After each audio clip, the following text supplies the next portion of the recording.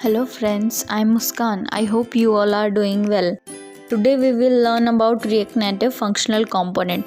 What is React Native functional component?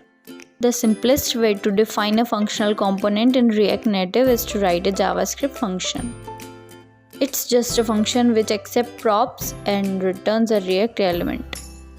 But you can also use the ES6 syntax to write functional components. Functional components are sort of becoming equal to class components in terms of functionality. Developers usually used functional components if they were just rendering something and didn't need to pass state around or use lifecycle methods. Let's understand this with real life example. As you can see here, we have a product tile. It can make from a functional component because it does not have a state and it does not depend on user's action. And here we have a cart and it have two products. Now if user add or remove item from cart, its state will change and this component will re-render. So we can consider it as a class component. Although hooks were introduced with React version 16.8, this has allowed developers to use lifecycle methods and state with functional component. So why should I use functional component at all? If they remove so many nice features, but there are some benefits you get by using functional components in React Native. Functional components are much easier to read and test because they are plain JavaScript functions without state or lifecycle methods, and you end up with less code. They help you to use best practices. It will get easier to separate container and presentational components. The React team mentioned that there may be a performance boost for functional component in future React Native versions. Pros of React Native: easier to test. You don't have to worry about hidden state because the functional component does not have any state.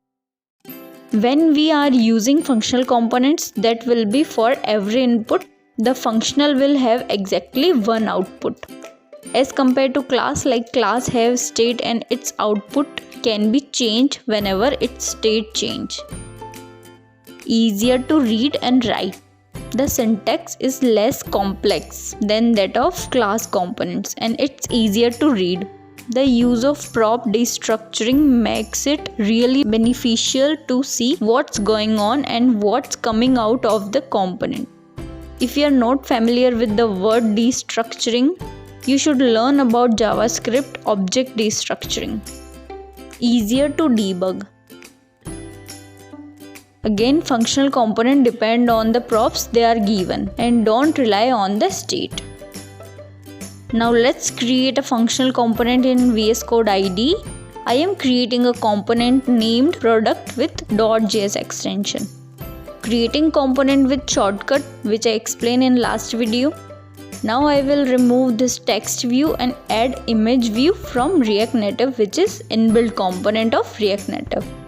I am using a image URL for showing image. We will pass URL in source URI.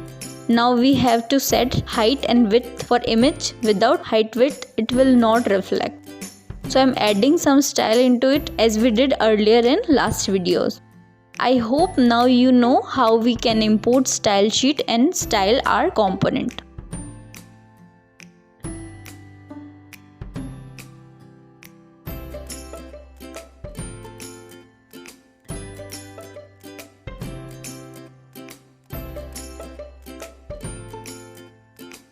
I am importing my product component in app.js for render in emulator.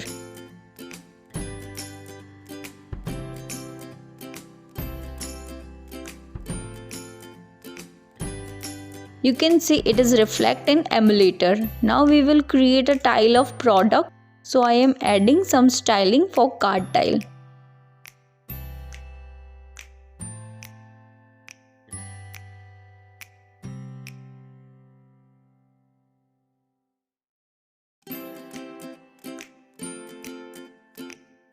You can see it's look like a tile. Now we will add some text like product name, pricing for product,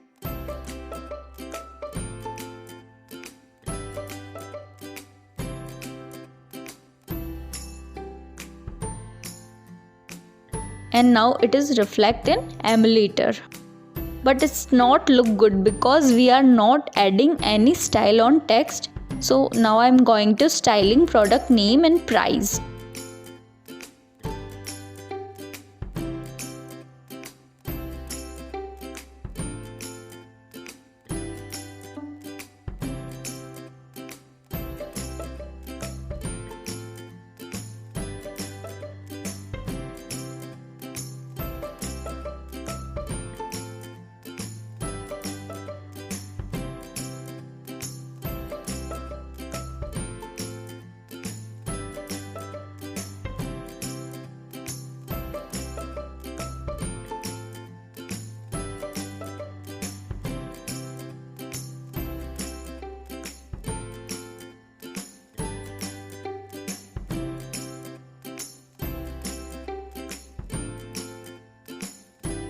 You can see on emulator it is a product card tile which is fully made with functional component, because we just need to render UI. We don't need to change any state in this product tile component.